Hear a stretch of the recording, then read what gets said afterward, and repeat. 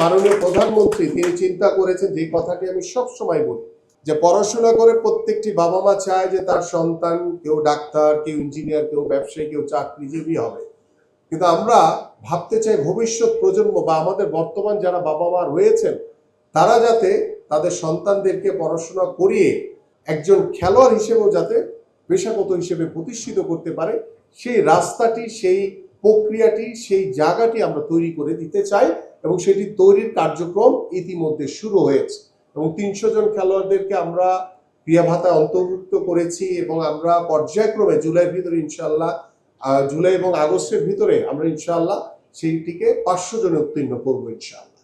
তা আমরা যেহেতু আপনাদেরকে সেই রাস্তাটি তৈরি করে দিচ্ছি, এখন আপনাদের দায়িত্ব হচ্ছে সেই ৫০০ জনের ভিতরে অন্তর্ভুক্ত হওয়ার জন্য আপনাদের যে কম্পিটিশন দরকার, আপনাদের যে চেষ্টা দরকার, সেই চেষ্টাটি কিন্তু আপনাদেরকে অব্যাহত রাখতে হবে। কারণ আমরা এই ভাতা কিন্তু ৪ মাস পর পর কিন্তু আমরা রিভিউ করব।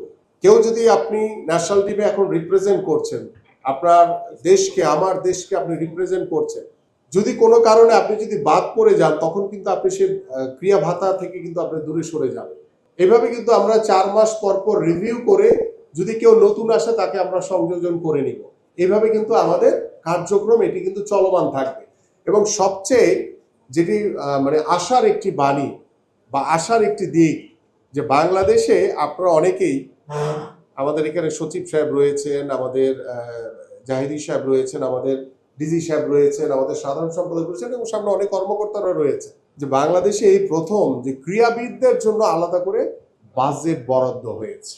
এটা বাংলাদেশে কখনোই ছিল না। সো আমাদের মাননীয় প্রধানমন্ত্রী, আমাদের অর্থমন্ত্রী এবং আমি সহ, এবং আমি যখন সংসদে যাই সবচেয়ে ভালো লাগার যে বিষয়টি, যে সেখানে প্রত্যেকটি সাংসদ, যারা আমাদের বিভিন্ন মন্ত্রিত্বর দায়িত্ব রয়েছেন, প্রতিমন্ত্রী রয়েছেন, প্রত্যেকেই কিন্তু এসে আমার কাছে একটি কথা বলেন, যে হয় আমার ক্রীড়া সামগ্রী প্রয়োজন, না হয় আমার মাঠ লাগবে। তো সারা বাংলাদেশে খেলার মাঠের জন্য বা খেলাধুলার উন্নয়নের জন্য মাননীয় প্রধানমন্ত্রী যেভাবে গুরুত্ব দিয়েছেন, তার দেখা দেখি আমাদের সকল সাংসদরা, সকল মন্ত্রীরা বা যারা আপামর, যারা ক্রীড়া সংগঠক আপনারা রয়েছেন, ক্রীড়াবিদ রয়েছেন, আপনাদের ভিতরেও কিন্তু সেই উৎসাহটা তৈরি হয়েছে এবং সেই উৎসাহটা আমরা শুরু করেছি। আমি একটি কথা বলি, যে আমরা একদম জিরো থেকে শুরু করছি।